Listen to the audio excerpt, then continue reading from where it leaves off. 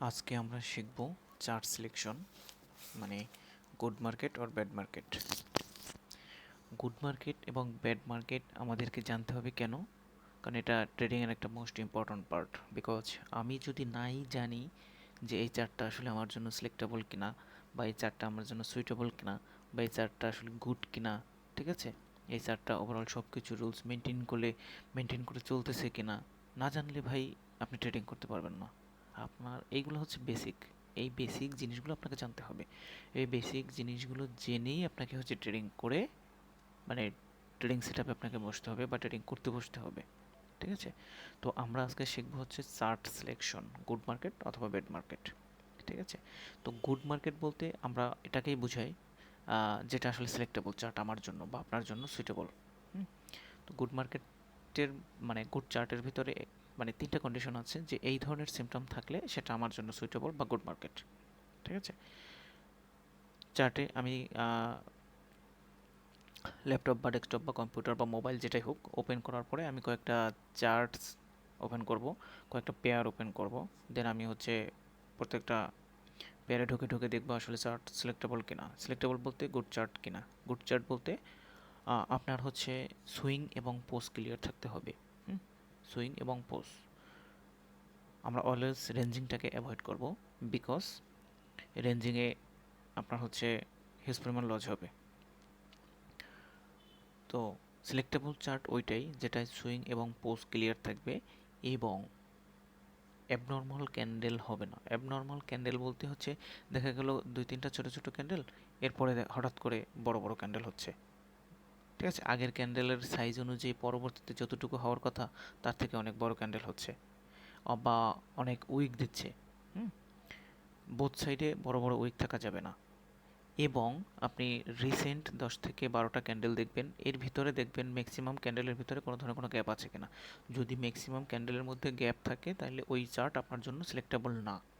ঠিক আছে? তিনটা কী কী?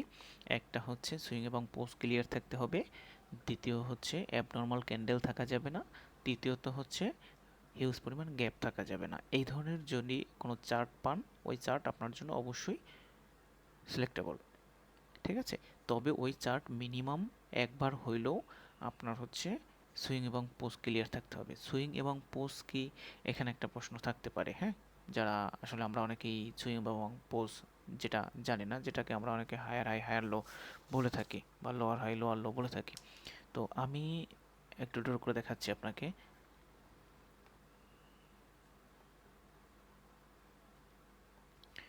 ধরেন মার্কেট এরকম হায়ার হাই হায়ার লো করতে করতে উপরে যাচ্ছে, এটা একটা আপ ট্রেন্ড। আমি রেড কালার দিচ্ছি বাট আপনারা বুঝে নিন এটা একটা আপ ট্রেন্ড। ঠিক আছে? মার্কেট এই পর্যন্ত আসছে তো গ্রিন ক্যান্ডেল দিয়া, দেন এই যে নিচে আসছে রেড ক্যান্ডেল, তার মানে এটা একটা কারেকশন। এটা হচ্ছে মার্কেটের জন্য মানে চার্টের আমাদের একটা, এইটা হচ্ছে একটা সুইং। ঠিক আছে? এইখান থেকে রেড ক্যান্ডেল আসার পর এখান থেকে আবার বায়ারের উপর নিয়ে গেছে, এটাও একটা সুইং, এইটা একটা সুইং, এইটা একটা সুইং। তো ধরেন মার্কেট এরকম একটা জোনের ভিতরে অনেকক্ষণ আটকে গেছিল। ঠিক আছে? তো এখান থেকে বের হয়ে মিনিমাম এরকম একবার হলেও সুইং এবং পোজ ক্লিয়ার করতে হবে, দেন ওই চার্ট আপনার জন্য সিলেক্টেবল। গুড? ক্লিয়ার তো সবাই? আচ্ছা, ওকে। আমি এইবার আপনাদেরকে দেখাচ্ছি ব্যাড চার্ট। আপনি যদি ব্যাড চার্ট না জানেন তাহলে তো আপনি বুঝতে পারবেন না যে কোনটা গুড চার্ট। গুড চার্ট বোঝার জন্য হলেও আপনাকে ব্যাড চার্ট বুঝতে হবে যে কোনটা ব্যাড চার্ট বা কোনটা ব্যাড মার্কেট। ওকে? তো ব্যাড মার্কেটের ক্ষেত্রে যে মার্কেটে সুইং পোজ ক্লিয়ার থাকবে না, দ্বিতীয়ত হচ্ছে বড় বড় উইক থাকবে, তৃতীয়ত হচ্ছে হিউজ পরিমাণ গ্যাপস থাকবে। ঠিক আছে? প্রত্যেকটা ক্যান্ডেলে ক্যান্ডেলে গ্যাপ, বা রিসেন্ট 5-7টা ক্যান্ডেলের ভিতরে 2-3টা গ্যাপ আছে, এই ধরনের চার্ট আমরা অ্যাভয়েড করবো। এই ধরনের চার্ট হচ্ছে ব্যাড চার্ট। আমি আপনাদের বোঝার সুবিধার্থে আমি বলে দিচ্ছি। ধরেন মার্কেট সুইং পোজ ক্লিয়ার করতে করতে করতে উপরে যাচ্ছে। ঠিক আছে? একটা একটা রিকোয়ারমেন্ট ফুলফিল করছে বাট বাকি দুইটা তো করা নেই, তার মানে এটা ব্যাড চার্ট। আপনার গুড চার্ট সিলেক্ট করতে হলে অবশ্যই আপনাকে তিনটা ক্রাইটেরিয়া ফুলফিল করতে হবে। তিনটা ক্রাইটেরিয়া কী কী? তার মধ্যে হচ্ছে সুইং এবং পোজ ক্লিয়ার থাকতে হবে, সেকেন্ড হচ্ছে অ্যাবনর্মাল ক্যান্ডেল থাকা যাবে না, থার্ড হচ্ছে গ্যাপস থাকা যাবে না। তো সুতরাং ধরেন ব্যাড চার্টের ক্ষেত্রে মার্কেট সুইং পোজ ক্লিয়ার করতে করতে আপে যাচ্ছে, বাট বড় বড় ক্যান্ডেল দিচ্ছে, বড় বড় ক্যান্ডেল দিচ্ছে। অবশ্যই এটা আমাদের জন্য সিলেক্টেবল চার্ট না। আবার প্রত্যেকটা ক্যান্ডেলের মধ্যে ধরেন এরকম একটা ক্যান্ডেল হয়েছে, দেন লাভ দিয়ে অনেকখানি গ্যাপ দিয়ে আবার শুরু হয়েছে, এরকম ক্যান্ডেল শুরু হয়েছে, অথবা গ্যাপ আপ দিয়ে এরকম শুরু হয়েছে, বা গ্যাপ ডাউন দিয়ে এরকম শুরু হয়েছে। তার মানে এই চার্ট আমাদের জন্য সিলেক্টেবল না। ঠিক আছে?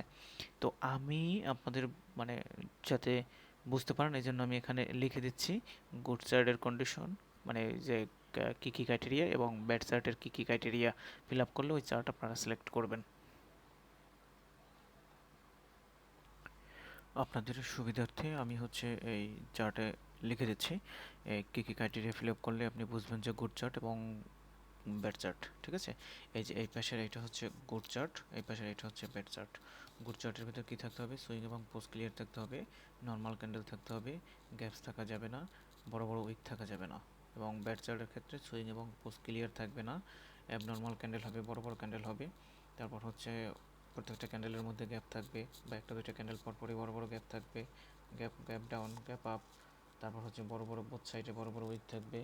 এক সাইডে উইক থাকলে সমস্যা নেই, বাট বোথ সাইডে যদি বড় বড় উইক থাকে এই ক্ষেত্রে ওই চার্ট আপনার জন্য সিলেক্টেবল না। ঠিক আছে? তো